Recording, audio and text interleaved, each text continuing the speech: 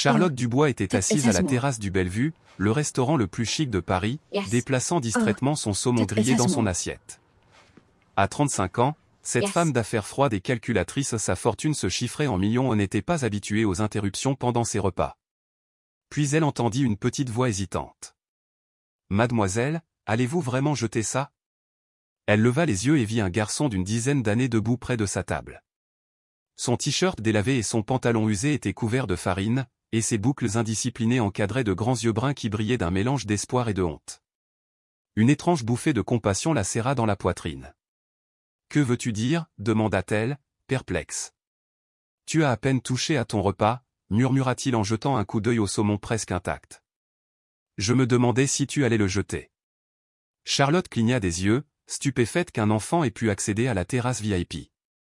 Tandis qu'elle jetait un coup d'œil autour d'elle, d'autres convives commencèrent à chuchoter, leurs élégants bavardages pâlissant sous des regards curieux et désapprobateurs. « Tu travailles ici » demanda-t-elle doucement. Il secoua la tête, mais ses mains tremblantes trahissaient sa nervosité. « Parfois, j'aide à faire la vaisselle en cuisine. Monsieur Charles me laisse rester si je donne un coup de main. »« Quel est ton nom ?»« Lucas Lambert. » Le nom résonnait dans son esprit, familier et pourtant insaisissable. Elle remarqua sa maigreur non pas amincie par le sport, mais émaciée par le besoin. « Tu as faim alors » s'aventura-t-elle. Il hocha vivement la tête, la honte se lisant sur son visage. Toujours.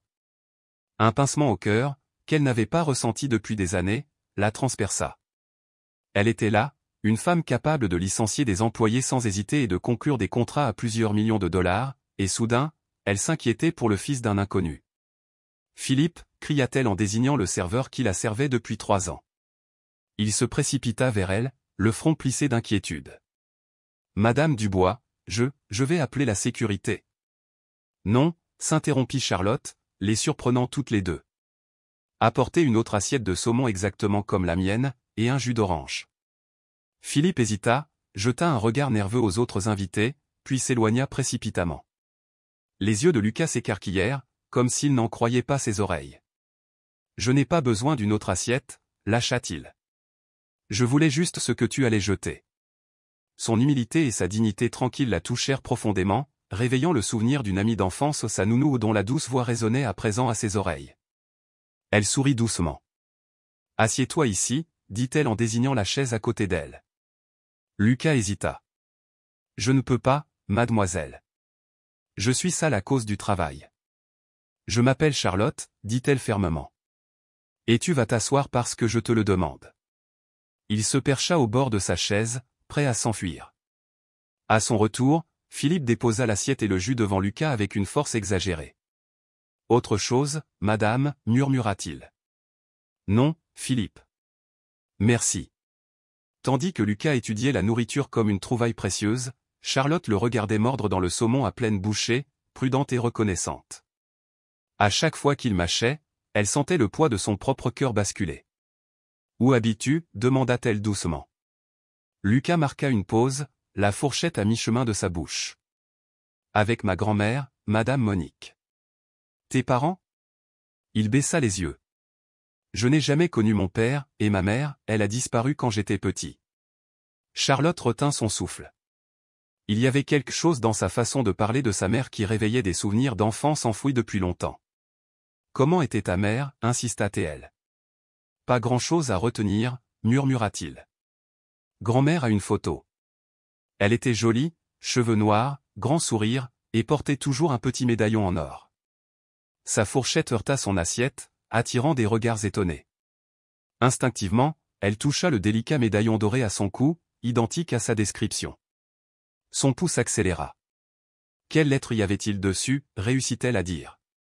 Lucas leva les yeux en plissant les yeux. De minuscules vieilles lettres. Grand-mère n'a jamais su ce qu'elles signifiaient. Sa vision se brouilla, le médaillon qu'elle portait depuis l'enfance, celui qu'elle croyait oublié. Des souvenirs d'une fille nommée Marie, la fille de son ancienne nounou disparue quand Charlotte avait 7 ans, lui revinrent à l'esprit. « Lucas » dit-elle d'une voix tremblante. « Comment s'appelait ta mère ?»« Marie Lambert. » Le temps s'arrêta. Marie, sa camarade d'enfance, la fille de sa nounou, Marie disparue depuis si longtemps. Charlotte pressa une main contre sa bouche, le monde s'écroulant sous elle. « Tout va bien, mademoiselle ?» demanda Lucas, l'inquiétude dans la voix. « Oui » mentit-elle, son esprit s'emballant. « Parlez-moi davantage de grand-mère, s'il vous plaît. » Lucas déglutit difficilement, les yeux rivés sur son assiette. On habitait près du centre-ville, mais elle est tombée malade et n'a pas pu payer le loyer. Le propriétaire nous a mis à la porte la semaine dernière. Je dors derrière la cuisine, à côté des sacs poubelles. Grand-mère habite chez un voisin, mais bientôt, on n'aura plus de chez soi. Charlotte ressentit une vague d'indignation et d'horreur. Un enfant dormant derrière un restaurant 5 étoiles, tandis qu'elle, assise, gaspillait de la nourriture parfaitement bonne, était intolérable. Qu'est-ce qui est intolérable ? Lança une voix basse et irritée derrière elle. Elle se tourna pour voir Michel Dupont, le directeur du restaurant, fronçant les sourcils. Monsieur Michel, balbutia Lucas en se levant brusquement. Je ne causais pas d'ennui, je le jure. Tu sais que tu n'as pas le droit d'être ici, le réprimanda Michel. C'est sa faute, intervint Charlotte en se levant. Je l'ai invité. La surprise de Michel était palpable. Charlotte générait au moins 10% du chiffre d'affaires mensuel du restaurant grâce à ses dîners d'affaires. Madame Dubois, nos règles. Quelles règles ? demanda-t-elle, d'un ton aussi glacial que dans la salle de réunion. Michel déglutit. Les enfants non accompagnés, surtout ceux en situation précaire, ne peuvent pas accéder aux espaces réservés aux clients. Précarie, quoi ? répéta Charlotte lentement, l'horreur se lisant sur son visage. C'est comme ça que tu décris un garçon qui fait la vaisselle dans ta cuisine ? Michel rougit profondément en balbutiant, je ne sais pas ce que le garçon t'a dit, mais il a dit la vérité. Une voix lasse perça l'attention. Tous se tournèrent vers Charles, le chef cuisinier quinquagénaire, dont le tablier taché et le regard inquiet trahissaient sa fatigue. Monsieur Charles, vous ne devriez pas être ici, lâcha Michel. Mais ce garçon a travaillé pour moi ces dernières semaines, répondit Charles, ignorant le gérant. Il fait la vaisselle, empile les assiettes sales, balaie la cuisine. Je le paie 20 € par jour quand je peux, et il dort là-bas parce qu'il n'a nulle part où aller. Michel ouvrit la bouche pour protester, c'est complètement irrégulier. Mais Charlotte l'interrompit sèchement. Irrégulier, c'est exploiter un enfant. Irrégulier, c'est laisser un garçon dormir parmi les ordures de la cuisine. C'est exactement ce que vous faites. Sa voix monta, attirant les regards curieux des convives aux tables voisines. Charlotte réalisa avec horreur qu'elle faisait une scène, ce qu'elle évitait habituellement à tout prix, mais elle ne put s'en empêcher. Madame Dubois s'avança doucement. Charlotte, s'il vous plaît, réglons ça discrètement. Nous ne voulons pas contrarier les autres invités. Embarrassée, Charlotte jeta un coup d'œil au visage des approbateurs. Tu as plus peur de contrarier les clients que de sauver un enfant ? Lucas tira Charlotte par la manche. Mademoiselle Charlotte, arrêtez, s'il vous plaît. Je ne veux causer d'ennui à personne. La calme résignation dans la voix de la fillette de 10 ans la fit trembler. Elle tourna son regard vers Michel. Lucas ne dormira plus au fond de ce restaurant, déclara-t-elle d'une voix ferme. Si je découvre que tu exploites d'autres enfants, cet endroit aura des problèmes bien plus graves que quelques clients mal à l'aise. Madame Dubois commença à parler, mais Charlotte l'interrompit. Sauf votre respect, vous n'avez aucune idée de ce dont je suis capable. Elle attrapa son sac. Lucas, allons-y. Où va-t-il ? demanda le garçon déconcerté. D'abord, on retrouve ta grand-mère. Ensuite, on répare ce bazar. Lucas hésita, jetant un coup d'œil à Charles, qui hocha la tête pour l'encourager. Vas-y, mon petit, mademoiselle Charlotte essaie de t'aider. Charlotte déposa une généreuse liasse de billets sur la table, bien plus que le total, et emmena Lucas hors du restaurant. Ce n'est qu'à la fermeture des portes de l'ascenseur qu'elle réalisa ce qu'elle avait fait, elle, une femme qui planifiait chaque instant de sa vie avec une précision millimétrique, avait quitté un restaurant haut de gamme main dans la main avec un garçon qu'elle connaissait à peine, lui promettant de résoudre un problème qu'elle comprenait à peine. Mademoiselle Charlotte, dit Lucas en entrant, vous n'êtes pas obligée de faire ça. Je ne veux pas être un fardeau. Tu n'es pas un fardeau, répondit-elle, surprise par la conviction dans sa voix. Personne ne devrait vivre comme tu dois le faire. Lorsque les portes du rez-de-chaussée s'ouvrirent, Charlotte hésita, sa vie allait changer à jamais, et elle le sentait. Quelque chose en elle s'était réveillé dès qu'elle avait vu ce garçon. Lucas, dit-elle alors qu'il se dirigeait vers le parking, parle-moi de ta grand-mère. Qu'est-ce qui ne va pas chez elle? Elle est diabétique et ses reins sont en train de défaillir, répondit-il doucement. Elle a besoin de tests, mais ils coûtent cher. Elle essaie de ne pas le montrer, mais je vois bien qu'elle souffre. Problème de santé, manque d'argent, un enfant de 10 ans contraint de travailler, la situation était plus complexe que Charlotte ne l'avait imaginé. Depuis combien de temps travailles-tu? Environ 6 mois, depuis que grand-mère est tombée trop malade pour faire le ménage. Avant ça, je vendais juste des bonbons à l'école. 6 mois. Un enfant de 10 ans s'occupait de sa grand-mère malade. Charlotte ressentit un élan d'admiration et d'indignation. Ils arrivèrent à sa voiture, une élégante BMW noire qui brillait sous les phares. Lucas la regarda, les yeux écarquillés d'étonnement. « C'est à toi. » Elle ouvrit la porte avec un sourire. « Oui, entrez. » Il hésita. « Mademoiselle Charlotte, je n'ai jamais été dans une voiture comme celle-ci. Et si je la bousille ?» Charlotte s'accroupit à côté de lui. « Tu ne feras rien de mal. Et même si tu le faisais, une voiture, ça se nettoie. L'important maintenant, c'est de prendre soin de toi et de ta grand-mère. » Il hocha la tête et grimpa prudemment à l'intérieur. « Pendant que nous roulons, dit-elle en démarrant le moteur, où habite ta grand-mère? » Chez Madame Jeanne, dans le Marais. Mais elle est fière, elle déteste accepter l'aide d'inconnus. « Je ne suis plus une étrangère, » répondit Charlotte, réalisant à quel point cela semblait vrai. En 1 heure seulement, ce garçon avait réveillé en elle quelque chose qui dormait depuis longtemps. « Nous sommes amis maintenant, » dit Lucas, et pour la première fois, Charlotte le vit sourire une joie véritable et insouciante. En traversant Paris en voiture, Charlotte s'émerveillait du bouleversement qui avait eu lieu dans son monde. Ce matin-là, sa plus grande inquiétude était une rencontre avec des investisseurs japonais, elle devait maintenant aider une femme âgée qu'elle n'avait jamais rencontrée, et cela lui semblait tout à fait normal. « Lucas, dit-elle à un feu rouge, tu as dit que ta mère avait disparu quand tu étais petit. Tu te souviens d'autre chose à son sujet? Grand-mère disait toujours qu'elle travaillait dans une grande maison et qu'elle s'occupait d'une fille riche. Elle aimait cette fille, elles étaient comme des sœurs. » Le cœur de Charlotte battait fort. Une domestique qui était comme une sœur pour son employeur, cela correspondait à ses souvenirs d'enfance de Marie. « Tu connais le nom de cette fille? » Lucas pensa, « Lottie, je crois, ou Lo, quelque chose comme ça. » Lottie, c'était le surnom que Marie me donnait quand j'étais enfant, dit Charlotte, luttant pour garder son calme. Ce n'est pas une coïncidence. Elle a encore une photo de deux, dit Lucas. C'est ce qu'elle a de plus précieux, avec le collier de ma mère. Les doigts de Charlotte se crispèrent sur le volant. Si son intuition était bonne, Lucas n'était pas un simple garçon, il pouvait être le fils de Marie. Ils s'arrêtèrent dans une rue étroite bordée de maisons modestes, le linge flottant au vent, les pavés irréguliers sous leurs pieds à des années-lumière du quartier huppé de Charlotte. Elle se gara et regarda autour d'elle. « Madame Jeanne attend, » dit doucement Lucas. « Mais on ne peut pas rester trop longtemps, son fils n'aime pas les visites. » Il frappa selon le code convenu, 3 coups rapides, une pause, 2 coups plus lents. Petit Lucas, appela une voix chaleureuse. « Entre, mon enfant. » La porte s'ouvrit sur une femme gracieuse d'une 60aine d'années, les cheveux gris attachés en un chignon lâche. Son sourire accueillant se transforma en surprise à Charlotte. « Bonjour, » dit gentiment Charlotte.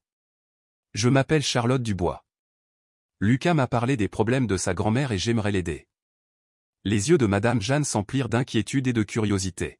« Que as-tu fait, ma chère? »« Tout va bien, madame, » dit Lucas doucement.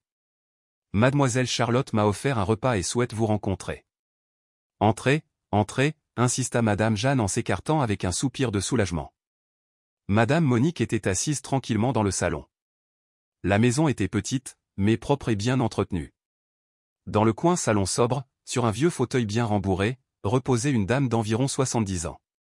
Même malade, on sentait qu'elle avait été autrefois d'une beauté saisissante. Ses yeux marron clair, tout comme ceux de Lucas, s'illuminèrent desquels vit son petit-fils.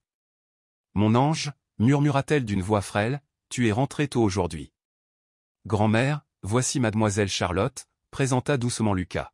« Elle veut nous aider. » Madame Monique regardait Charlotte avec un mélange de gratitude et de suspicion, une femme qui avait appris à se méfier des promesses des riches. « Enchantée de vous rencontrer, Madame Monique, » répondit Charlotte en s'avançant respectueusement. Lucas m'a informé de votre situation et j'aimerais en discuter avec vous. Assieds-toi à côté de moi, l'invita Madame Monique en tapotant le canapé à côté de sa chaise. Je t'apporte du café. Ne vous inquiétez pas, dit Charlotte, mais Madame Jeanne se dirigeait déjà vers la cuisine. Lucas m'a dit que tu n'étais pas bien, commença Charlotte avec une douce prudence. C'est vrai, soupira Madame Monique. J'ai un diabète qui ne s'améliore pas, et maintenant mes reins sont en train de lâcher, mais ce n'est pas nouveau pour une vieille femme comme moi. Et les tests, insista doucement Charlotte. Lucas a dit qu'ils étaient chers. Madame Monique ferma les yeux et expira profondément. Oui. J'ai besoin d'une série d'examens pour savoir si je peux subir une opération du rein, mais cela coûte près de 2000 € et je ne suis même pas sûr que mon assurance la prenne en charge. Pour Charlotte, 2000 € représentaient moins qu'une simple visite chez le coiffeur. Mais pour cette famille, c'était un obstacle insurmontable. Madame Monique, dit Charlotte en choisissant soigneusement ses mots, j'aimerais contribuer au financement de ces examens. L'expression de la vieille dame se durcit aussitôt. Ma chère, dit-elle froidement, je ne sais pas pour qui vous me prenez, mais je refuse la charité.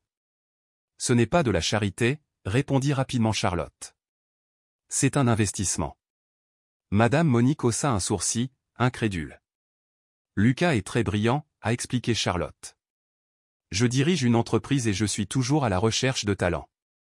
Considérez cela comme un investissement dans son avenir. Madame Monique étudia longuement et attentivement le visage de Charlotte. Vous recherchez la satisfaction d'aider une famille qui mérite une chance, a-t-elle demandé. Grand-mère, intervint Lucas, mademoiselle Charlotte est quelqu'un de bien. Elle m'a invité à déjeuner au restaurant et a même tenu tête au gérant lorsqu'il s'est montré impoli envers moi. Madame Jeanne revint avec le café et s'assit à proximité, visiblement intéressée. Continuez, Charlotte, incita Madame Monique. Puis-je vous poser une question personnelle? Charlotte hocha la tête.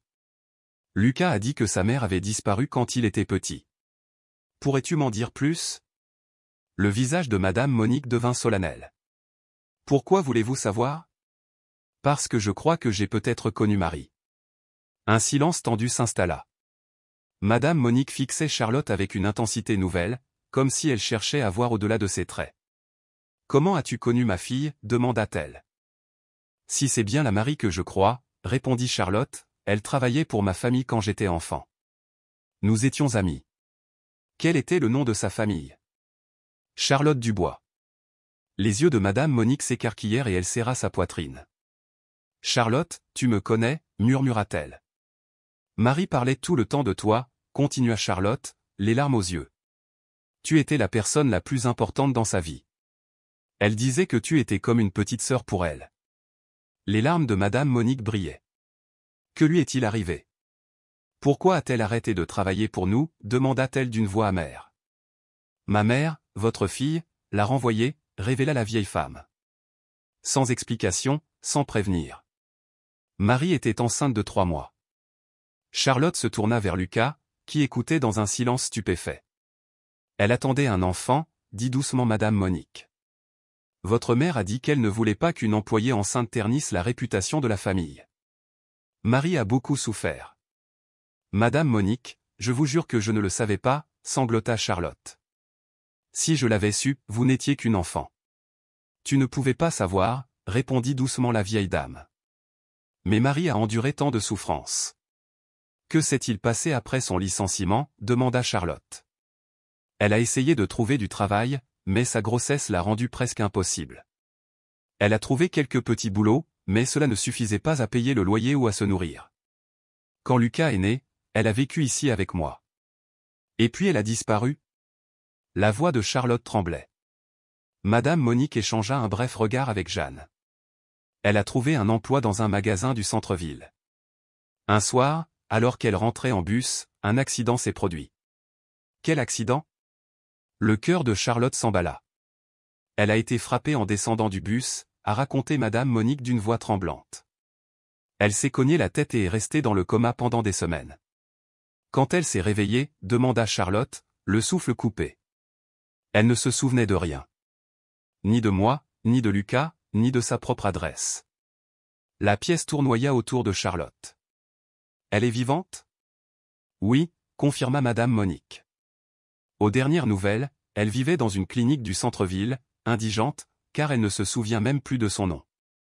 Lucas, les larmes coulant silencieusement, sanglota, « Grand-mère, pourquoi ne me l'as-tu jamais dit ?»« Parce que tu étais trop jeune, mon ange, » répondit Madame Monique en lui repoussant les cheveux en arrière. Et parce que c'était trop déchirant pour un enfant de savoir que sa mère est vivante mais ne se souvient pas de lui. L'esprit de Charlotte était bouleversé. Marie était vivante, son amie d'enfance, mais elle avait perdu la mémoire. Madame Monique, dit Charlotte d'une voix brisée, je dois voir Marie. J'essaie depuis des années, mais elle me regarde comme une étrangère. Pourtant, je dois essayer. Et je veux aussi payer vos examens. Je dois essayer de me racheter pour ce que ma famille vous a fait. Madame Monique observa longuement le visage de Charlotte. Vous n'êtes pas responsable des actes de votre mère. Je sais, murmura Charlotte, mais je me sens responsable de les corriger. Lucas s'avança et, à la surprise de Charlotte, lui prit la main. Crois-tu que ma mère se souviendra un jour de moi? Je ne sais pas, dit Charlotte, les larmes aux yeux, mais je te promets que nous allons tout essayer. Madame Jeanne, qui était restée silencieuse jusqu'à présent, prit la parole. Monique, montre-lui. Lui montrer quoi? Madame Monique hésita. La photo et le collier. Madame Monique hocha lentement la tête. Lucas, va dans la chambre et prends la petite boîte bleue dans l'armoire. Lucas s'élança et revint quelques minutes plus tard avec une petite boîte à chaussures bleues peinte à la main. Madame Monique l'ouvrit avec précaution, révélant une photo jaunie, un collier en or et de vieux papiers. Elle a remis la photo à Charlotte. Voici Marie, dit-elle. La main de Charlotte tremblait en tenant l'image d'une jeune femme d'une vingtaine d'années, aux longs cheveux noirs, au sourire éclatant et aux yeux doux, la Marie dont elle se souvenait, juste un peu plus âgée. C'est elle, murmura Charlotte. Madame Monique souleva le collier. Et voici le collier qu'elle portait toujours. Il était dans son sac lors de l'accident. Le cœur de Charlotte battait fort en le comparant à celui qu'elle portait maintenant. Ils étaient identiques, une paire inimitable, faits pour être ensemble. Elle porta la main à son cou et retira son collier. Madame Monique plaça les deux colliers côte à côte. Un silence s'abattit sur la pièce. Ils s'accordaient parfaitement, comme s'ils avaient été créés ensemble. Comment est-ce possible, murmura Madame Jeanne. Je ne sais pas, souffla Charlotte, encore sous le choc. Ma mère m'a donné ça en partant. Elle a dit que c'était un héritage d'une ancienne employée. À ce moment-là, l'espoir et la promesse de guérison ont rempli le petit salon ensoleillé. Une ancienne employée, répéta Monique, la voix teintée d'amertume. Ta mère appelait Marie, ancienne employée, devant toi. La réalité commença à s'imposer dans l'esprit de Charlotte, les colliers identiques, leur amitié étroite, la façon dont Marie avait été traitée. Madame Monique, dit Charlotte lentement en baissant la voix, Marie et moi n'étions pas seulement une amie et une petite patronne, n'est-ce pas? La vieille femme la fixa un long moment, puis soupira. Ta mère ne te l'a jamais dit? Tu m'as dit quoi? Marie n'était pas qu'une simple employée, ma chère. Elle était ta nourrice, ta sœur à l'allaitement. Sa mère travaillait pour ta famille avant même sa naissance, et quand Marie est arrivée, ta mère venait tout juste de te donner naissance. La mère de Marie prenait soin de toi quand ta mère était absente, et Marie a grandi comme si elle était ta petite sœur. Le souvenir de Charlotte s'éveilla. Elle se souvint d'une fillette un peu plus âgée qui jouait à ses côtés, la protégeant, lui inventant des histoires pour s'endormir. Elle se souvint des larmes qu'elle avait versées lorsque Marie avait cessé de venir, lorsque sa mère lui avait annoncé son départ. Pourquoi ma mère nous a-t-elle séparés? Demanda Charlotte, la gorge serrée. Parce que tu grandissais, dit doucement Monique. Ta mère trouvait inconvenant qu'une fille de ton milieu social ait une amie salariée. Elle envoyait Marie travailler à la cuisine et lui interdisait de jouer avec toi. Pendant des années, Marie est restée, espérant que tu viendrais discuter en douce, mais les règles de ta mère sont devenues plus strictes, jusqu'à ce que Marie ne puisse travailler que lorsque tu n'étais pas à la maison. Lucas écoutait attentivement, reconstituant les liens cachés. Alors, Charlotte faisait presque partie de la famille, murmura-t-il. Oui, mon ange, sourit Madame Monique pour la première fois de leur conversation. Si Marie et Charlotte étaient sœurs d'allaitement, tu es presque la tante de Marie. Le mot « tante » résonna dans le cœur de Charlotte comme une révélation. Lucas n'était pas seulement un enfant qu'elle avait choisi d'aider, il était le fils de la personne la plus importante de son enfance. Lucas, dit-elle en se tournant vers le garçon bercé dans ses bras, voudrais-tu que je sois ta tante? Ses yeux s'illuminèrent et il se jeta dans ses bras. Charlotte le serra fort, comme si une part d'elle-même perdue depuis des décennies revenait enfin. Tante Charlotte, essaya-t-il les mots, rayonnants. Je peux vous appeler tante Charlotte? Bien sûr, répondit-elle, les larmes aux yeux. Madame Jeanne essuya ses larmes avec le bord de son tablier. C'était une scène magnifique, après tant de souffrances, Dieu avait réuni cette famille. Maintenant, il faut retrouver Marie, déclara Charlotte d'une voix ferme. Monique, tu te souviens du nom de la clinique où elle se trouve? Clinique Saint-Vincent, en centre-ville, répondit Monique. Mais, ma chère, comme je te l'ai dit, elle ne reconnaît personne. Elle n'a jamais vu nos colliers réunis, n'a jamais vu Lucas grandir, n'a jamais eu personne pour l'aider dans son traitement. Tu crois vraiment qu'il y a de l'espoir? Demanda Monique, l'inquiétude plissant son front. Je crois qu'on ne peut pas abandonner Marie, dit doucement Charlotte. Elle ne m'a jamais abandonné dans mon enfance. Charlotte se leva, tenant toujours Lucas dans ses bras. Demain matin, je reviendrai avec un médecin privé pour t'examiner. Cet après-midi, nous rendrons visite à Marie. Ce soir, tu dormiras dans un hôtel convenable. Monique hésita. Je t'ai dit que je n'acceptais pas la charité. Ce n'est pas de la charité, dit Charlotte d'une voix douce mais ferme. C'est une famille qui prend soin des siens. Madame Monique regarda le visage radieux de Lucas dans les bras de Charlotte, et son expression sévère s'adoucit enfin. D'accord, acquiesça-t-elle doucement. Mais seulement jusqu'à ce que nous soyons organisés. C'est un marché, dit Charlotte, sachant qu'elle ne les laisserait plus jamais affronter seules les difficultés. Pendant que Monique et Jeanne discutaient des vêtements à emporter, Lucas tira Charlotte dans un coin tranquille. Tante Charlotte, murmura-t-il d'une voix faible, penses-tu que ma mère m'aimera? La question brisa le cœur de Charlotte. Lucas, ta mère t'aime déjà, dit-elle en lui repoussant les cheveux de son front. Il faut juste qu'elle se souvienne. Et si elle n'y arrive pas, nous créerons de nouveaux souvenirs ensemble. Lucas sourit et la serra à nouveau dans ses bras. J'ai toujours voulu une vraie famille, a-t-il déclaré.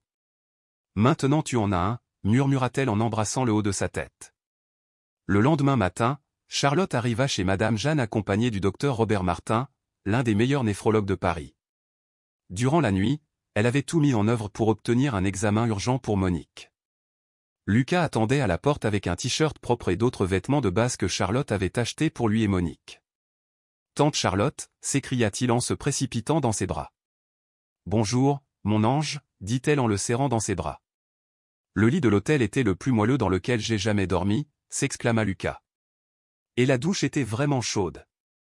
Le cœur de Charlotte se serra au souvenir de tout ce qu'il avait enduré en silence. Ce qu'elle tenait pour acquis le luxe d'un lit confortable était hors de sa portée. Docteur Robert, dit-elle en présentant le médecin, voici Lucas, le petit-fils de Madame Monique. Enchanté, Lucas, dit chaleureusement le médecin en serrant la main du garçon. Ta grand-mère est-elle prête pour les examens? Oui, répondit Charlotte. Elle est un peu nerveuse, mais déterminée. Ils entrèrent dans la maison où Madame Monique, vêtue d'une des nouvelles tenues de Charlotte, était assise anxieusement dans un fauteuil. Madame Monique, dit gentiment le docteur Robert, je vais commencer par une première évaluation pour comprendre votre état, puis nous irons à ma clinique pour des examens plus approfondis. Pendant l'heure qui suivit, il examina Monique, l'interrogeant sur ses symptômes et ses médicaments. Charlotte observa Lucas, suspendu à ses lèvres, son petit visage marqué par l'inquiétude. Finalement, le docteur Robert leva les yeux. La situation est grave, mais pas désespérée, dit-il.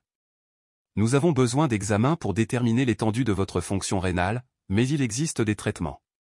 L'opération mentionnée par certains médecins pourrait être nécessaire, mais nous attendons d'abord les résultats. Parfois, les médicaments et les changements alimentaires suffisent à stabiliser votre état. Lucas semblait respirer plus facilement. Docteur, quand grand-mère pourra-t-elle passer les examens, demanda-t-il. Charlotte lui serra la main. Aujourd'hui, dit-elle. Il a déjà tout organisé. Les examens de ta grand-mère auront lieu cet après-midi dans sa clinique entièrement équipée. 2 heures plus tard, ils arrivèrent à la clinique moderne du docteur Martin. Lucas traversa sur la pointe des pieds les couloirs lumineux et rutilants, visiblement impressionné. Pendant que Monique subissait ses examens, Charlotte et Lucas attendaient dans la salle de réception. Le garçon feuilletait des magazines, mais ne les lisait pas vraiment. « Lucas, dit doucement Charlotte, es-tu nerveux ? » « Un peu, admit-il. Mais si les examens révèlent que grand-mère est très malade, nous l'aiderons du mieux que nous pourrons. L'important, c'est qu'elle reçoive les meilleurs soins maintenant. Tante Charlotte, puis-je te demander quelque chose, dit-il soudain. Bien sûr, mon amour. Qu'est-ce qu'il y a? Pourquoi fais-tu tout ça pour nous? Je sais que tu as dit qu'on était une famille, mais tu n'étais pas obligé. Charlotte s'arrêta, son regard fixé sur son visage sérieux. Parce que la famille, dit-elle finalement, c'est pour toujours. Quand j'étais petite, ta mère était la personne la plus importante au monde pour moi. Elle me protégeait, jouait avec moi et me réconfortait quand j'étais triste. Quand elle est partie, j'ai eu l'impression d'avoir perdu une partie de moi-même. Et maintenant que je t'ai retrouvé, c'est comme si j'avais retrouvé un peu de Marie. Tu m'as rappelé combien il est merveilleux de prendre soin de quelqu'un qu'on aime. Lucas sourit et se blottit contre le bras de Charlotte. Tante Charlotte, tu crois qu'on peut aussi aider ma mère? J'espère bien. Cet après-midi, nous irons la voir. Charlotte marqua une pause, sentant son inquiétude. Tu as peur? Et si elle me regarde et ne ressent rien? Et si elle ne se souvient vraiment de rien? La voix de Lucas tremblait. Charlotte le serra plus fort. Alors, on sera patient. On essaiera encore et encore jusqu'à ce qu'elle se souvienne. À ce moment précis, le docteur Robert apparut dans la salle d'attente, le visage mêlant inquiétude et espoir. Il s'assit à côté d'eux et dit doucement, les nouvelles sont mitigées. Son diabète est gérable grâce à des médicaments, mais ses reins sont gravement atteints. C'est grave, demanda Charlotte, le cœur battant. Elle aura besoin de dialyse 2 fois par semaine pour filtrer son sang, et peut-être d'une greffe plus tard si nécessaire. Pour l'instant, grâce à la dialyse et aux médicaments, votre grand-mère peut mener une vie relativement normale. Madame Monique, debout sur le seuil avec une infirmière, entendit et demanda doucement, « Et combien cela coûtera-t-il » Charlotte répondit fermement, « Tout est couvert. J'ai une assurance santé premium qui peut vous inclure comme personne à charge. » Madame Monique s'adoucit. « Vous en faites trop, dit-elle. »« Grand-mère, intervint Lucas, la famille prend soin de la famille. » Madame Monique les regarda tour à tour, constatant le lien authentique qui les unissait, et soupira. « D'accord, mais soyons clairs, ça ne durera pas éternellement. Une fois rétabli, je reprendrai soin de moi. » Charlotte hocha la tête, déterminée à ce que Madame Monique ne s'inquiète plus jamais des factures médicales. Après avoir réglé les détails du traitement, ils allèrent déjeuner dans un café près de la clinique. Lucas était encore étonné de pouvoir commander n'importe quoi à la carte. « Merci, Charlotte, dit-il après avoir englouti la moitié d'un hamburger. « Puis-je te confier un secret? » Bien sûr, répondit-elle en souriant. J'ai toujours rêvé qu'un membre de la famille de ma mère vienne nous aider. J'imaginais des oncles ou des cousins qui ignoraient notre existence. Et il y en avait, dit Charlotte tendrement. Tu ne les connaissais simplement pas. C'est comme de la magie? Ce n'est pas de la magie, corrigea Lucas. Le destin. Nous étions destinés à nous retrouver. Après le déjeuner, ils se rendirent à la clinique Saint-Vincent, un bâtiment ancien mais bien entretenu, spécialisé dans les soins neurologiques de longue durée. À l'accueil, une infirmière accueillante les accueillit. « Vous êtes ici pour voir quelqu'un? » « Oui, » répondit Charlotte. « Marie Lambert. Elle est ici depuis une dizaine d'années. » L'infirmière consulta son ordinateur. « Ah, patient en chambre 237. Vous êtes de la famille? » « Je suis sa mère, dit Madame Monique, et voici son fils, Lucas. Je suis une vieille amie de Charlotte. » « C'est bien qu'elle ait des visites, dit l'infirmière. Personne n'est venu depuis des mois. La dernière visiteuse était une dame âgée, mais elle a arrêté de venir l'année dernière. C'était moi, dit doucement Madame Monique. Je suis tombée malade et je n'ai pas pu venir. Je comprends. Vous pouvez lui rendre visite, mais je dois vous prévenir, elle souffre d'amnésie totale. Elle ne reconnaît personne et parle rarement. Lucas serra la main de Charlotte. Elle murmura, ça va aller. On y va doucement. Ils montèrent au 2e étage et suivirent le couloir jusqu'à la chambre 237. La porte était ouverte. À l'intérieur, une femme d'une 40aine d'années était assise près de la fenêtre, contemplant le jardin. Même de profil, Charlotte reconnut Marie instantanément, plus mince, les cheveux plus courts, quelques rides autour des yeux, mais toujours la même fille qui jouait autrefois avec elle. « Marie » dit doucement Madame Monique en entrant. La femme se retourna, son regard les parcourant tous sans laisser paraître leur reconnaissance. « Bonjour » dit-elle d'une voix douce et distante. « Vous venez me rendre visite ?»« Oui, ma fille, » dit Madame Monique en s'approchant lentement. « Comment te sens-tu ? » ?»« Je vais bien. »« Êtes-vous de la famille ?» La question a brisé le cœur de tous les participants. « Je suis ta mère, » dit Madame Monique en larmes, « et voici Lucas, ton fils. » Marie regarda Lucas avec curiosité, mais sans le reconnaître. « Mon fils, » répéta-t-elle. « Il est beau. »« Quel âge as-tu ? » ?»« 10, » répondit Lucas d'une petite voix. « 10, » répéta Marie. « Tu aimes l'école ? » Lucas hocha la tête, ému et fier de parler à sa mère pour la première fois de sa mémoire. « Je m'appelle Charlotte, » dit Charlotte en s'avançant. « Nous étions amis quand nous étions enfants. » Marie la regarda attentivement. « Charlotte, c'est un joli prénom. On a joué ensemble ? » « Oui, tous les jours, » dit Charlotte en détachant un collier de son cou et en le montrant à Marie. « Tu te souviens de ça ? » Marie examina le pendentif. « Il est magnifique. Il me semble familier, mais je ne m'en souviens plus. » Madame Monique sortit un autre collier au celui de Marie de son sac et les lui tendit tous les deux. « Celui-ci vous appartenait. Vous le portiez toujours. » À la vue des deux colliers, l'expression de Marie changea. Instinctivement, elle toucha son cou. « Je rêve parfois d'un collier et d'une fille aux cheveux noirs. » Le cœur de Charlotte s'emballa. « Quel genre de rêve ? » On jouait dans un grand jardin. Elle m'appelait Mimi, et je l'appelais Marie. « En fait, » dit doucement Charlotte, « tu m'appelais Lotte, et je t'appelais Mimi. » Marie se concentra sur Charlotte, comme si elle essayait de voir au-delà de ce qui se trouvait devant elle. « Lotte, » murmura-t-elle. « Pourquoi ai-je envie de pleurer quand tu dis mon nom ? On s'aimait tellement. On était comme des sœurs. » Pendant toute la conversation, Lucas était resté silencieux. Il s'approcha de Marie et lui parla doucement. « Maman, même si tu ne te souviens pas de moi, je me suis toujours souvenu de toi. Grand-mère me racontait des histoires sur toi tous les jours. » Marie regarda Lucas avec une douceur nouvelle. « Quel genre d'histoire ? Que tu m'as bercé en chantant. Que tu as inventé des jeux et que tu m'as protégé. J'aimerais pouvoir m'en souvenir, » dit Marie tristement. « Grand-mère m'a appris une berceuse que tu chantais, » dit Lucas. « Je peux te la chanter ? » Marie hocha la tête et Lucas commença à chanter une berceuse toute simple, racontant l'histoire d'un petit garçon rêvant de papillons colorés. Sa voix d'enfant résonna doucement dans la pièce. Tandis qu'il chantait, des larmes coulèrent sur le visage de Marie. « Pourquoi est-ce que je pleure ? » demanda-t-elle, confuse. « Parce que ton cœur s'en souvient même si ton esprit ne s'en souvient pas, » dit doucement Madame Monique. « Lucas, » demanda Marie en lui prenant la main. « Peux-tu la chanter à nouveau ?» Lucas s'approcha, lui prit la main et recommença à chanter. Cette fois, Marie se mit à fredonner comme si la mélodie était la sienne.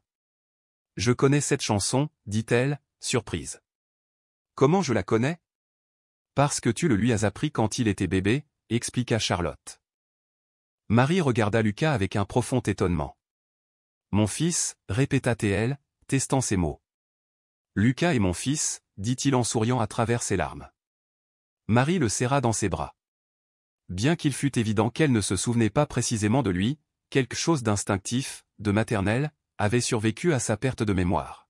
« J'ai l'impression que je devrais prendre soin de toi, » murmura-t-elle à Lucas. « Tu l'as fait, » dit Madame Monique. « Tu as été une mère merveilleuse. » Charlotte regardait, le cœur rempli d'émotion.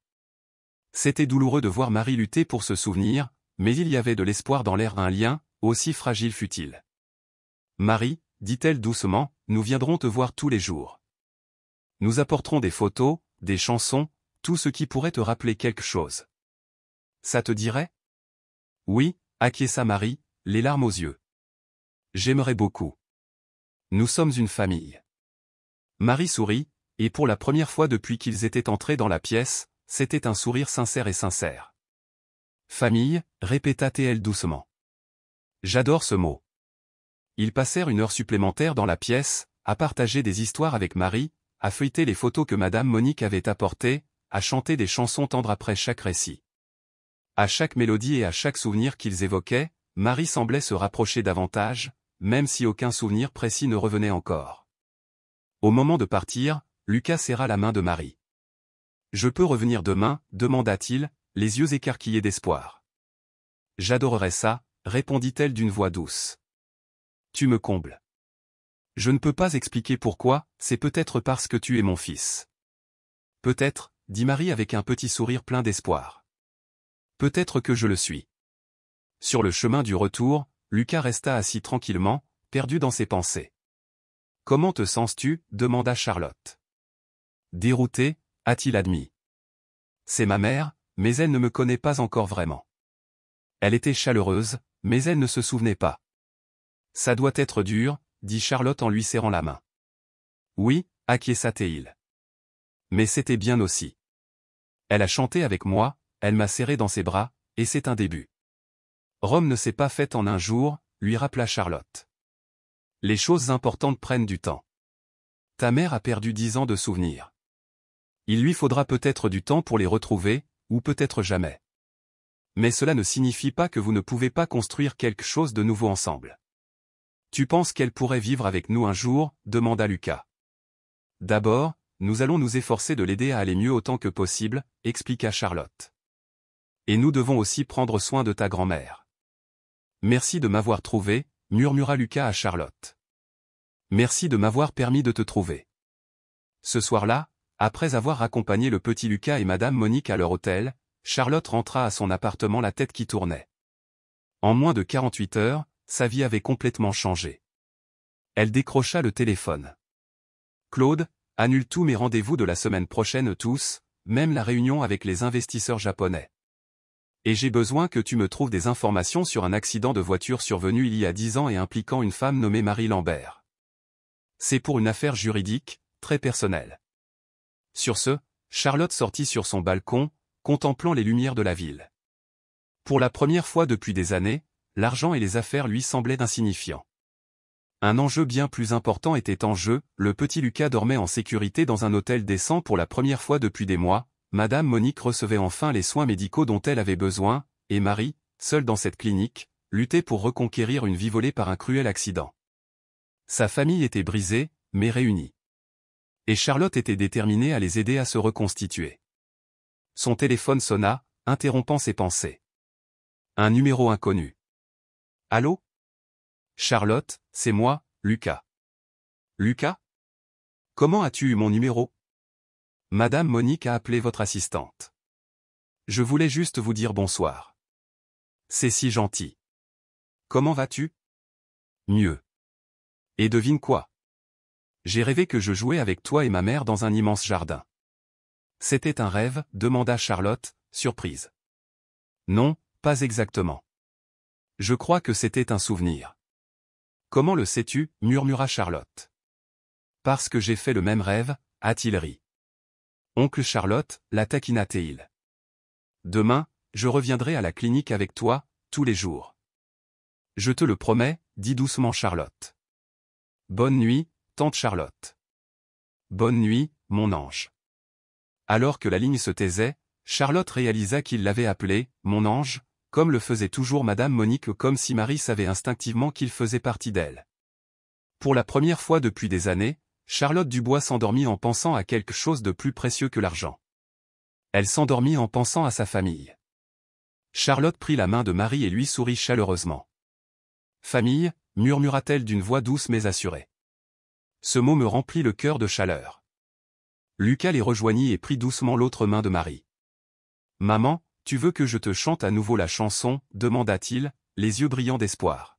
« Oui, s'il vous plaît » répondit Marie, la voix tremblante d'impatience. Lorsque Lucas commença à chanter, le visage de Marie s'illumina et elle le rejoignit dès les premiers vers, comme si les mots étaient gravés au plus profond de son âme. « Comment je connais cette chanson » demanda-t-elle une fois qu'ils eurent fini. « Parce que c'est toi qui l'as créée » expliqua Madame Monique, les yeux embués. « Tu as inventé cette chanson spécialement pour Lucas. »« Je l'ai écrit » murmura Marie, incrédule. « Oui, confirma Charlotte. Tu étais toujours si créative, inventant des histoires et composant des chansons. Tu as dû faire celle-ci pour lui. Marie ferma les yeux, concentrée. Je sens une voix dans ma tête, murmura-t-elle. C'est la mienne, et pourtant, elle semble être celle de quelqu'un d'autre. C'est étrange aux deux personnes en moi, l'une qui ne se souvient de rien, et l'autre qui sait des choses qu'elle ne peut atteindre. Le docteur Ferdinand a dit que c'était normal, la rassura Charlotte. Tes souvenirs sont toujours là, il faut juste les réveiller. Il t'aidera à les retrouver. Marie jeta un coup d'œil à la salle blanche et austère de la clinique et frissonna. Je n'aime pas cet endroit. Il fait trop froid, trop stérile. Je rêve d'un endroit coloré, avec des plantes et de la musique. Les yeux de Lucas pétillaient. Tante Charlotte, tu te souviens du petit jardin de la maison où nous vivions quand j'étais petit? Nous plantions des fleurs éclatantes ensemble. Le visage de Madame Monique s'assombrit. Cette maison a été vendue, dit-elle doucement. Après la disparition de Marie, je n'ai pas pu payer le loyer toute seule. Mais on peut créer un nouvel endroit, dit Charlotte, l'esprit s'emballant. Marie, aimerais-tu sortir d'ici de temps en temps, passer quelques heures dans un endroit plus joyeux? Je peux arranger ça. Le docteur Ferdinand a même dit que ça faciliterait ton traitement. Où irions-nous? Demanda Marie, la voix pleine d'espoir. Charlotte regarda Lucas et Madame Monique. Nous avons une maison, une vraie maison, dit Lucas d'un ton enthousiaste. Aujourd'hui, annonça Charlotte, je vais nous trouver une maison, un endroit où vous pourrez être ensemble, où Marie pourra venir nous rendre visite, où nous pourrons vraiment être une famille. Lucas fronça les sourcils. Ça ne va pas coûter cher, s'inquiéta-t-il. Charlotte sourit et lui ébouriffa les cheveux. Parce que toi, ta mère et ta grand-mère êtes les personnes les plus importantes de ma vie. Quand on aime vraiment quelqu'un, on fait tout ce qu'on peut pour prendre soin de lui. Marie écoutait attentivement Charlotte composer le numéro d'une agence immobilière haut de gamme. 1 heure plus tard, elle se trouvait dans une belle maison de Neuilly-sur-Seine, 3 chambres spacieuses, un grand jardin et un salon ouvrant sur une végétation luxuriante. C'est parfait, dit Charlotte à l'agent. Je le prends. Voulez-vous discuter du prix ou voir les documents, a-t-il demandé. Pas besoin, répondit-elle avec assurance. Envoyez les documents à mon avocat. Je veux les clés aujourd'hui. Ce soir-là, lorsque Lucas et Madame Monique rentrèrent à l'hôtel, Charlotte les accueillit avec une joyeuse nouvelle. Demain, nous ne retournerons pas à l'hôtel. Quoi? Demanda Lucas, les yeux écarquillés. Demain, répéta-t-elle, nous rentrons à la maison. Notre maison. Que veux-tu dire? Balbutia Lucas. Je nous ai acheté une maison, annonça Charlotte. Un endroit où toi et Madame Monique pourraient vivre, où Marie pourra venir nous rendre visite, toi, moi, nous tous ensemble.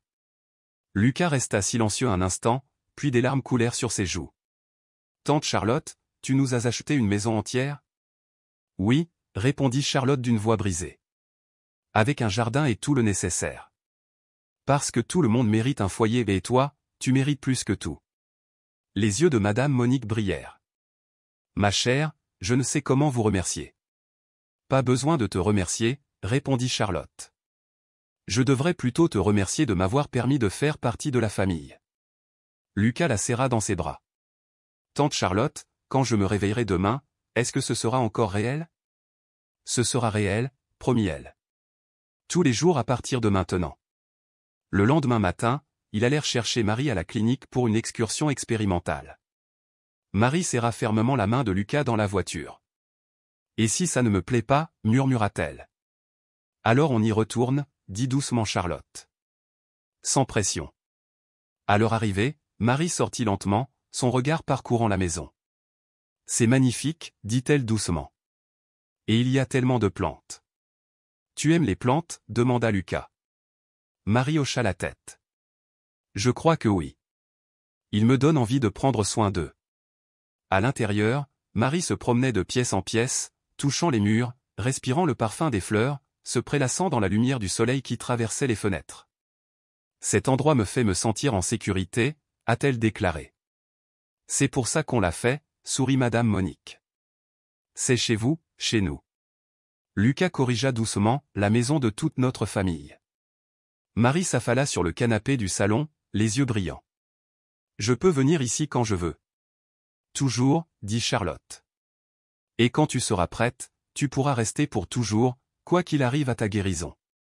Les larmes de Marie coulèrent à nouveau, mais cette fois, c'étaient des larmes de soulagement. J'ai tellement peur, admit-elle. J'ai peur de ne jamais être une vraie mère pour Lucas. J'ai peur de ne pas pouvoir te rendre tout ce que tu as fait pour moi. Lucas s'assit à côté d'elle et lui prit la main. Maman, tu es déjà une vraie mère quand tu chantes pour moi, quand tu me prends dans tes bras, quand tu t'inquiètes pour moi. C'est ça, être une mère. La voix de Marie tremblait. Mais je ne me souviens pas de ton enfance, de tes premiers mots, de tes premiers pas. Alors, nous ferons de nouvelles premières, dit Charlotte. C'est la première fois que tu entres dans une maison qui t'appartient vraiment. C'est ton premier dimanche en famille ici, ton premier repas partagé dans cette cuisine. Marie sourit à travers ses larmes. Un nouveau premier instant, murmura-t-elle. J'adore. Ils passèrent le reste de la journée à explorer, à aménager les chambres et à cuisiner ensemble. Marie révéla un talent naturel en cuisine, elle assaisonnait les plats avec une habileté instinctive qui faisait rayonner Madame Monique. Tu as toujours eu un don pour la cuisine, dit-elle. Je sais cuisiner, dit Marie avec une confiance retrouvée. La fin de l'après-midi arriva trop vite, et il était temps de ramener Marie à la clinique. Elle s'attarda à la porte. Je peux rester un peu plus longtemps? Pas aujourd'hui, dit Charlotte. Le docteur Ferdinand a été clair, pas d'excès lors des premières visites. Mais vous reviendrez demain, promis. Et je t'apprendrai d'autres chansons, ajouta Lucas. Et grand-mère te montrera de vieilles photos. Et nous cuisinerons à nouveau ensemble, conclut Madame Monique. Marie leva les yeux vers eux, l'espoir brillant dans ses yeux. J'ai hâte. Charlotte entoura chacun d'eux de ses bras et Marie les embrassa un par un avant de monter dans la voiture. Merci de m'avoir donné une famille, murmura Marie, la voix tremblante de gratitude. Tu en as toujours eu un, répondit doucement Charlotte. On s'est juste perdu l'un pour l'autre pendant un moment.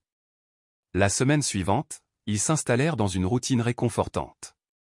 Chaque matin, Charlotte prenait le petit Lucas dans ses bras et le conduisait à l'école privée où elle l'avait inscrit, à 2 pas de leur nouvelle maison.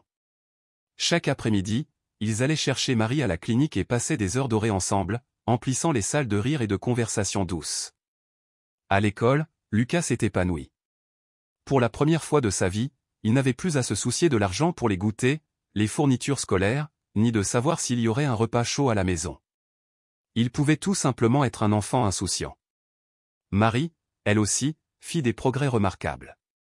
Jour après jour, de petits fragments de son passé refirent surface non pas des souvenirs précis, mais les compétences et les préférences qui la définissaient autrefois. Elle se souvenait comment Charlotte aimait son café, où les épices étaient rangées dans la cuisine, et quelles chansons Madame Monique aimait écouter. Ces souvenirs procéduraux ou des habitudes gravées dans son cœur refirent surface comme les murmures d'un rêve. Le docteur Ferdinand appelle cela la mémoire procédurale, expliqua Charlotte à Lucas un après-midi. C'est ce que notre corps et nos émotions retiennent, même si notre esprit conscient ne s'en souvient pas. Une part de ta mère a toujours su qui j'étais. Puis, un jeudi soir tranquille, la première révélation arriva. Marie aidait Lucas à faire ses devoirs de mathématiques lorsqu'il fronça les sourcils en voyant un problème. Je ne comprends pas, maman, soupira-t-il, exaspéré. Voyons voir, dit Marie en se penchant sur son carnet. Imagine que. Elle marqua une pause, le visage figé. Qu'est-ce qu'il y a, demanda Lucas, la voix inquiète. Je me souviens t'avoir aidé à résoudre ce problème. Tu avais 6 ans et tu avais du mal avec les chiffres. Je t'ai montré à compter sur tes doigts. Les larmes lui montèrent aux yeux. Tu étais si fier quand tu as résolu le problème et tu m'as embrassé sur la joue en me disant que j'étais la mère la plus intelligente du monde. Les yeux de Lucas s'écarquillèrent. Tu t'en souviens. Je me souviens de ton sourire, murmura-t-elle. Je me souviens de ton odeur après le bain. Je me souviens de la fierté que j'éprouvais d'être ta mère. Bouleversé, Lucas se jeta dans ses bras, les larmes de joie se mêlant au rire. Un vrai souvenir, pas juste une sensation, confirma Marie. Un souvenir rempli de détails. Elle regarda Charlotte, l'émerveillement dans les yeux. Et vous savez ce qui est le plus incroyable? Ce souvenir m'a donné l'impression qu'une partie de moi qui dormait s'était réveillée. Cette nuit-là, pour la première fois depuis 10 ans, Marie a demandé à rester à la maison plutôt que de retourner à la clinique. Le docteur Ferdinand m'a dit que lorsque je me sentirais prête, je pourrais essayer de dormir ici, a-t-elle expliqué. Et aujourd'hui, demanda doucement Charlotte. Je me sens prête, répondit Marie. Je veux dormir à côté de mon fils. Je veux me réveiller et le regarder prendre son petit déjeuner. Je veux être vraiment sa mère. Le visage de Lucas s'illumina. On va faire du popcorn et regarder un film avant d'aller se coucher. Quel genre de film aimes-tu? L'aventure, sourit Marie, mais rien de trop effrayant. Moi non plus, ajouta Charlotte, émerveillée. Comment savais-tu ça de moi? Parce que tu te souviens de qui tu es, dit Madame Monique en embrassant sa fille. Cette nuit-là, Lucas s'endormit paisiblement au son de la berceuse de sa mère et, pour la première fois depuis des décennies, Charlotte s'endormit dans une maison remplie d'amour familial. Mais tout n'était pas réglé. Vendredi matin, alors que Lucas était à l'école et que Marie dormait encore paisiblement, Charlotte reçut un appel qui allait bouleverser leur paix retrouvée. C'était Claude, son assistant. « Charlotte, j'ai des informations sur l'accident de Marie, tu ne vas pas aimer ce que j'ai trouvé. » « Que as-tu découvert ?» Le cœur de Charlotte battait fort. Ce n'était pas un accident. Les mots de Claude étaient de glace dans ses veines. L'inspecteur que vous avez engagé a examiné les dossiers. Marie a été renversée par un chauffard, mais ce n'est pas tout. La voiture a été retrouvée quelques jours plus tard, abandonnée, enregistrée auprès d'une société de sécurité privée ou une société qui travaillait pour votre famille. Charlotte se figea. Il y a plus, poursuivit Claude. Les relevés bancaires montrent un virement important du compte personnel de ta mère vers cette entreprise une semaine avant le krach. Tremblante, Charlotte s'affala sur une chaise. Tu veux dire que ma mère a payé quelqu'un pour faire du mal à Marie? Que l'accident qui lui a volé la mémoire était orchestré? C'est exactement ce que je dis. Et il y a un autre rebondissement, Marie ne rentrait pas du travail ce jour-là, elle venait vous voir. Les archives montrent qu'elle est venue chez vous pour se présenter à Lucas. La vérité frappa Charlotte comme un coup de poing, sa mère avait tenté de faire taire Marie pour garder le secret caché. Claude, où est ma mère maintenant? Elle est à la maison, je crois. J'ai besoin de lui parler, dit Charlotte d'une voix tremblante. Seule. Elle raccrocha et resta assise, stupéfaite, le poids de la trahison pesant sur elle. Sa mère ne les avait pas seulement séparés enfants, elle avait comploté pour faire du mal à Marie adulte. Charlotte jeta un coup d'œil en haut de l'escalier, où Marie dormait paisiblement, enfin en sécurité et aimée après tant d'années. Lucas était à l'école, plus heureux que jamais. Madame Monique se remettait à chaque séance de kinésithérapie. Tout ce qu'ils avaient reconstruit pourrait s'effondrer si la vérité éclatait. Mais Charlotte savait qu'elle ne pouvait pas laisser sa mère impunie. Marie méritait justice. Lucas méritait de savoir pourquoi il avait grandi sans sa mère. Laissant un mot à Marie et Madame Monique leur annonçant qu'elle reviendrait dans l'après-midi, Charlotte s'arma de courage et sortit dans la lumière du jour parisien. Une détermination insufflée dans ses veines, plus forte qu'elle ne l'avait été depuis des années. La maison de sa mère se trouvait dans l'un des quartiers les plus huppés de la ville, la même où Charlotte avait grandi, mais qu'elle n'avait pas visité depuis des mois. Devant sa froide façade de pierre, elle se demandait comment elle avait pu trouver le bonheur dans une maison aussi vide. La gouvernante l'accueillit avec surprise.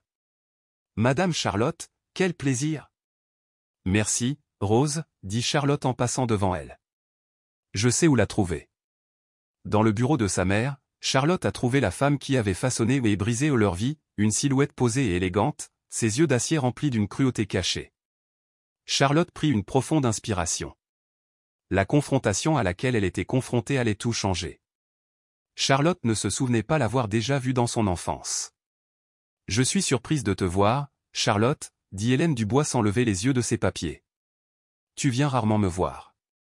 Il faut qu'on parle. »« Maman, » répondit Charlotte d'une voix ferme, « à propos de quoi ?» Hélène marqua une pause, puis posa son stylo.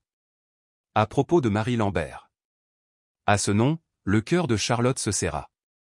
Elle s'attendait à des démentis, des excuses, mais le visage de sa mère s'adoucit, mêlant surprise et soulagement.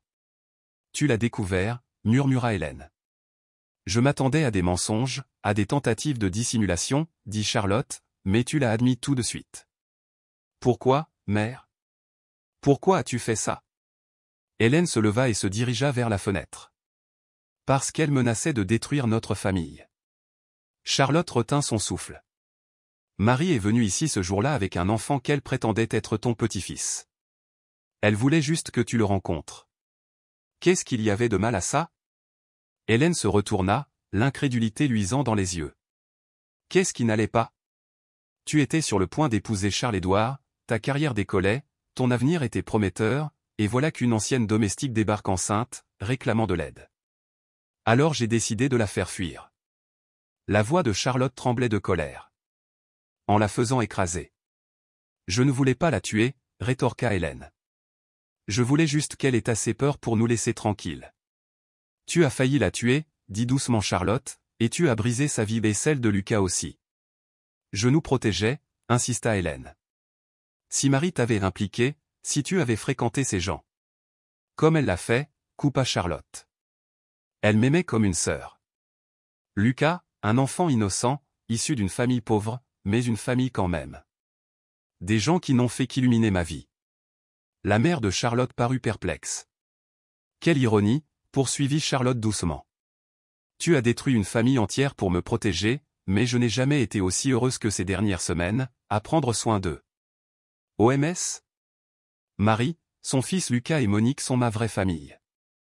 Ils m'aiment pour qui je suis, pas pour mon argent ou mon statut social. Hélène fronça les sourcils. Tu ne comprends pas. Je comprends parfaitement. Vous êtes cruel et égoïste. Vous avez détruit des vies pour préserver les apparences, mais votre pouvoir s'arrête là. Charlotte inspira profondément. Je te laisse le choix.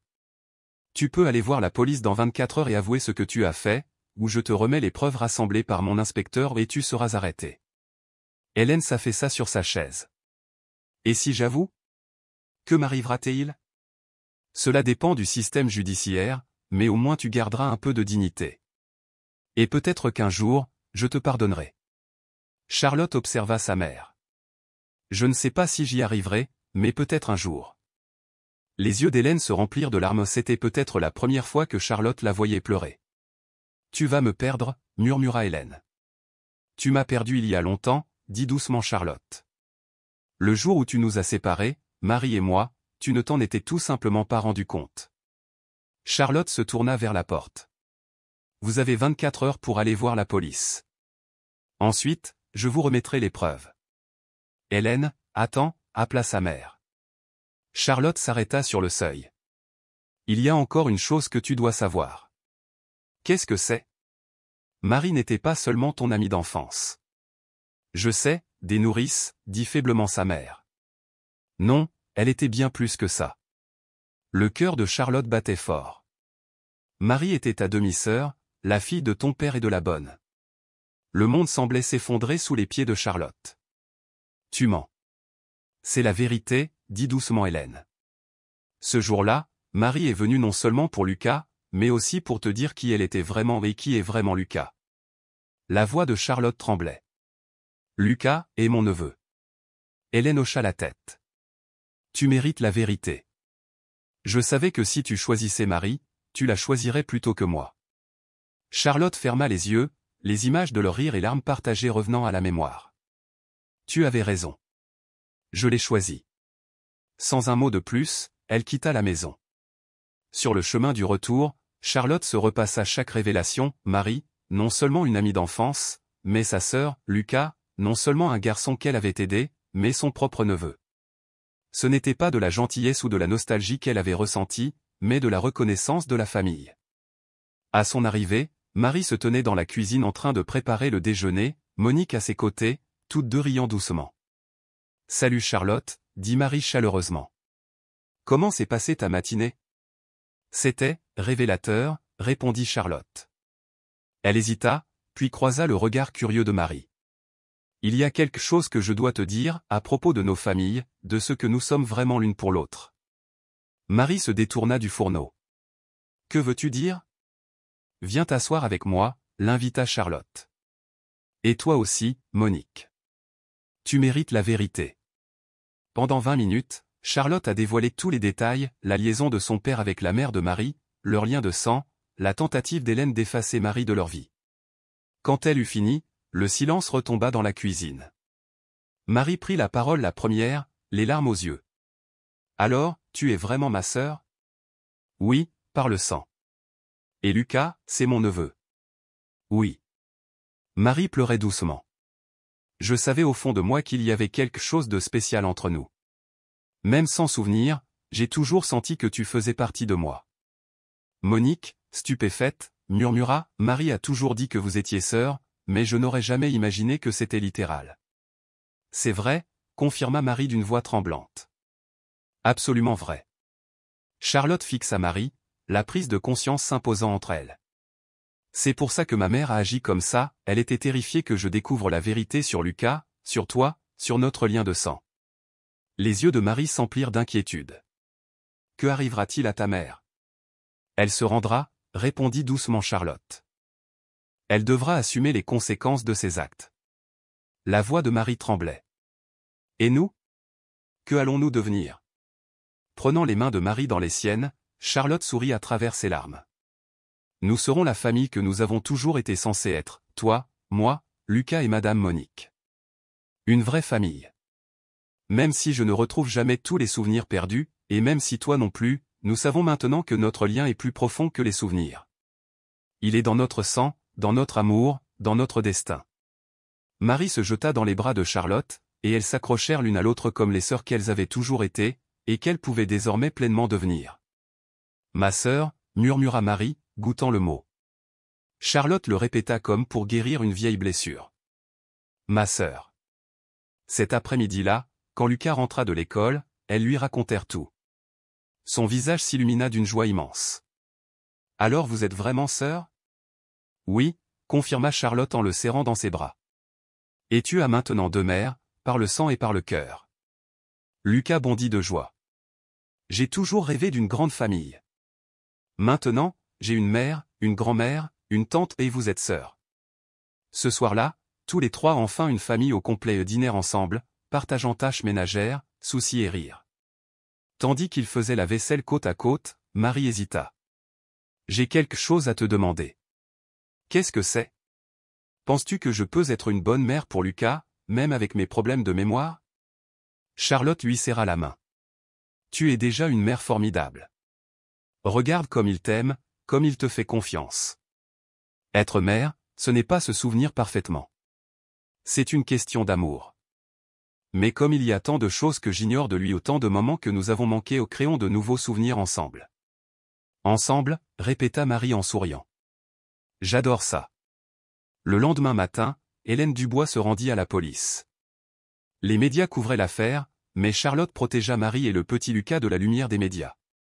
La procédure judiciaire allait durer des mois, mais le plus important était que la vérité soit enfin révélée. Le lendemain, à l'école, Lucas apprit que sa grand-mère avait capitulé. Pendant ce temps, Marie commençait une thérapie avec le docteur Ferdinand, qui s'émerveillait de la façon dont la reconquête de son identité lui avait permis de découvrir des fragments de son passé. C'est comme si ce souvenir de qui elle est vraiment avait ouvert des portes dans son esprit, dit-il à Charlotte. Hier, elle se souvenait avoir appris à marcher à Lucas, aujourd'hui, elle se souvenait du jour de sa naissance. Les souvenirs reviennent, ce qui est un signe très prometteur. Combien de temps faudra-t-il pour qu'elle soit complètement rétablie, demanda Charlotte. Peut-être jamais complètement, a-t-il averti, mais elle a déjà tout ce dont elle a besoin pour une vie heureuse et épanouissante. Cet après-midi-là, Charlotte rentra chez elle et vit un spectacle réconfortant. Dans le jardin, Marie s'agenouillait auprès de Lucas, lui montrant comment planter des fleurs, tandis que Madame Monique observait à proximité, prodiguant de doux conseils. 3 générations enfin réunies. Tante Charlotte, cria Lucas en l'apercevant au portail. Regarde, maman s'est souvenue comment planter des rosiers. Vraiment? Marie se retourna en souriant. Et je me suis souvenu que tu avais toujours aimé les fleurs jaunes. C'est vrai, les rejoignit Charlotte, stupéfaite. Comment le saviez-vous? Les yeux de Marie brillaient. Pendant que je plantais, j'ai soudain vu une petite fille avec des couettes qui demandait à planter des fleurs jaunes, car elles étaient les plus belles. C'était toi. C'était vraiment le cas, murmura Charlotte. Maintenant, demanda doucement Marie, veux-tu m'apprendre à prendre soin de Lucas comme il le mérite? Tu le fais déjà, dit Charlotte, parce que tu y tiens. Mais s'il y a des choses pratiques, les devoirs, la routine du coucher, on les apprendra ensemble. Après tout, moi aussi, j'apprends à être tante. Lucas sourit à ses deux mères. Vous savez ce qu'il y a de plus cool dans une grande famille? Quoi? Demandèrent-ils à l'unisson. Quand on ne sait pas faire quelque chose, il y a toujours quelqu'un pour nous l'apprendre. Cette nuit-là, après que Lucas fut couché, les trois femmes se réunirent dans le salon pour parler de l'avenir. Madame Monique, commença Charlotte, j'ai une proposition à vous faire. Quel genre de proposition? Je veux que tu sois la matriarche officielle de notre famille, pas seulement la grand-mère de Lucas, mais aussi la mienne et celle de Marie. Tu as pris soin de Marie toute sa vie, tu nous as protégés et tu as maintenu l'unité de notre famille même lorsque nous étions séparés. Tu mérites d'être reconnue comme la chef de famille. Les larmes montèrent aux yeux de Madame Monique. Ma chère, vous n'êtes pas obligée de. Mais moi, si, insista Charlotte. Lucas n'est pas le seul à avoir besoin d'une grand-mère. J'ai grandi avec une mère qui ne se souciait que des apparences. Maintenant, je veux une grand-mère qui ait du cœur. Ce serait un honneur, souffla Madame Monique en serrant Charlotte dans ses bras. Un honneur d'être ta grand-mère. Et la mienne, ajouta Marie en lui prenant la main. Je veux que tu sois ma sœur tous les jours à partir de maintenant, pas seulement dans les moments faciles, mais sur tous les jours difficiles. Je suis d'accord, dit Charlotte, et ils sourirent tous, unis. Alors nous sommes vraiment une famille maintenant, demanda Marie. On l'a toujours été, répondit Charlotte. On ne le savait juste pas encore. 6 mois plus tard, la vie avait retrouvé un rythme joyeux et sain. Marie avait emménagé définitivement, ses souvenirs remontant peu à peu à la surface, suffisamment pour être une mère présente et aimante. Madame Monique, complètement remise de sa maladie, passait ses journées à entretenir le jardin et à partager des anecdotes familiales avec le petit Lucas. Lucas s'épanouissait en CM2, obtenant d'excellentes notes et se faisant des amis sans se soucier de l'argent ni des soucis d'adulte. Et Charlotte apprit que le vrai bonheur ne se trouve pas dans la réussite professionnelle ou la richesse, mais dans l'amour inconditionnel qu'on éprouve. Hélène a été condamnée à des travaux d'intérêt général au lieu d'une peine de prison, compte tenu de son âge et de ses aveux. Elle a tenté de contacter Charlotte, mais celle-ci n'était pas prête à pardonner. Peut-être un jour, a-t-elle dit à Marie, mais pas aujourd'hui. Tu n'as pas pitié d'elle, demanda Marie. Je le fais, admit Charlotte, mais plus pour toutes les vies qu'elle a brisées que pour elle-même. Un dimanche après-midi, le moment qu'ils attendaient depuis des mois arriva enfin. Le petit Lucas montrait à Marie son projet scolaire sur la famille lorsqu'il s'arrêta devant une vieille photo. Lucas, dit doucement Marie, tu te souviens quand tu es tombé de vélo à 5 ans? Pas vraiment. Mais tu t'es écorché le genou et tu as pleuré si fort que je t'ai porté à la maison, j'ai nettoyé ta blessure et nous avons fait des biscuits ensemble pour te remonter le moral. Les yeux de Lucas s'écarquillèrent. Je m'en souviens. Et je me souviens avoir dit que tu étais la meilleure mère du monde, et que j'étais le meilleur fils. La voix de Marie tremblait. Te souviens-tu que je t'aime depuis ta naissance? Je le sais, dit-il, les larmes aux yeux. Et je ne l'oublierai jamais. Ils s'embrassèrent et, depuis la porte du salon, Charlotte eut l'impression d'assister à un miracle.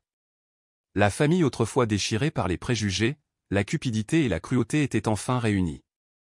Ce soir-là, au cours du dîner, Madame Monique leva son verre. À la famille. Elle a dit, levant son verre à la famille qui avait surmonté toutes les tempêtes et s'était retrouvée réunie. À la famille, répétèrent tous à l'unisson, et aux secondes chances, ajouta doucement Marie. Et à un amour plus fort que n'importe quel obstacle, compléta Charlotte, les yeux brillants. Aux mères qui n'abandonnent jamais, conclut le petit Lucas, la voix pleine de conviction. Lorsque le dîner fut terminé, Lucas les surprit tous avec une question. Tante Charlotte, est-ce que tu te marieras un jour, demanda-t-il. Pourquoi veux-tu savoir, rit-elle, sincèrement amusée. Parce que, répondit-il, si tu le fais, je veux que ce soit avec quelqu'un qui aime toute notre famille, quelqu'un qui comprend que nous sommes une unité inséparable. Charlotte gloussa, son cœur réchauffé par son sérieux. Si jamais je me marie, Lucas, ce sera exactement comme ça, promit-elle. Quelqu'un qui m'aime, mais qui nous aime aussi tous. Parfait, déclara-t-il en hochant la tête avec satisfaction. Parce que je ne laisserai plus jamais personne déchirer notre famille. Moi non plus, acquiesça Marie, sa main trouvant celle de Charlotte. Moi non plus, répéta Madame Monique. Plus jamais, jura Charlotte d'une voix ferme. Pour la première fois de leur vie, tous les visages autour de la table ont cru à cette promesse de tout leur cœur. L'histoire de la façon dont une simple question « Puis-je manger ce que vous alliez jeter ?» a réuni 4 vies et les a changées à jamais allait être racontée pendant des générations. Pourtant, pour eux, le plus beau cadeau n'était pas l'histoire elle-même, mais l'avenir qu'ils devaient désormais écrire ensemble, une famille réunie, entière et pour toujours. Qu'est-ce qui vous a le plus touché dans cette histoire de famille, de pardon et de retrouvailles? Marie a retrouvé ses souvenirs, et Lucas a enfin vu sa famille au complet. Partagez dans les commentaires le moment qui vous a le plus touché, et si vous croyez que l'amour familial peut surmonter tous les obstacles, aimez et abonnez-vous pour ne rien manquer du prochain récit touchant.